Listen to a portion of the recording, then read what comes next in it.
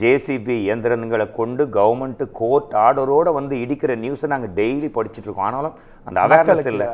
அதற்காக அது வந்து நம்ம வாழற இடம், நம்ம இருக்கிற இடம், நமக்கு சார்ந்து வர பிரச்சனையை நம்ம பார்த்துக்கலான்னு காவா புறம்போக்கு இது மாதிரி கால்வாய்க்குள்ளேயும் புறம்போக்குள்ளேயும் ஏரிக்குள்ளேயும் தயவு செய்து டாக்குமெண்ட்டு பட்டா இல்லாத ப்ராப்பர்ட்டியே வாங்காதீங்கன்னு சொல்கிறோம்.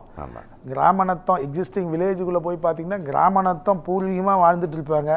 அதுக்கே டாக்குமெண்ட் இல்லாத சிலது இருக்குது. அதுக்கு பட்டா இருந்தால் பட்டாவிலேருந்து சப்டிவிஷன் பண்ணி வாங்கலாம். இதெல்லாம் கிளியராக பார்த்து வாங்க. காசை வீணடிக்காதீங்க.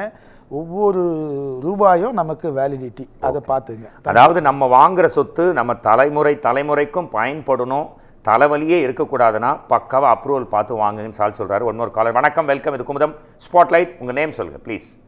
வணக்கம் சார், என் பேர் செந்தில்குமார். ஓகே சார், நான் சென்னை கொளத்தூர்லேருந்து பேசுகிறேன். ஓகே, உங்கள் கொஸ்டின் கேட்கலாம் சார். சார் இருக்காரு, பாலசுப்ரமணி சார், ப்ளீஸ். வணக்கம் பாலு சார். வணக்கம் செந்தில் சார், சொல்லுங்கள். எனக்கு ஒரு டவுட். இப்போ நம்ம ஒரு அப்ரூவ்டு லே அவுட்டில் ஷாப்னு அப்ரூவல் வாங்கியிருக்காங்க லே அவுட்டு. Yes sir. அதை வந்து ரெசிடென்ஸ்ன்னு மாற்றி பிளான் அப்ரூவல் வாங்க முடியுமா? மாற்றணும்னு அவசியம் இல்லை சார். ஷாப்புன்னு இருக்கிற ஒரு ப்ராப்பர்ட்டியில், அதாவது வந்து ரெசிடென்சியலில் ஷாப் கட்டக்கூடாது. அதுலேயும் ரெசிடென்சியலில் இப்போ 300 மீட்டர் ஸ்கொயர் வரையில் 300 சதுர மீட்டர் வரையில் கமர்ஷியல் பண்ணலாம்.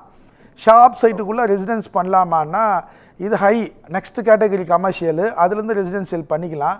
ஷாப்பில் ரெசிடென்சியல் பண்ணிக்கலான்றது ஒரு பெரிய கொஸ்டினே கிடையாது.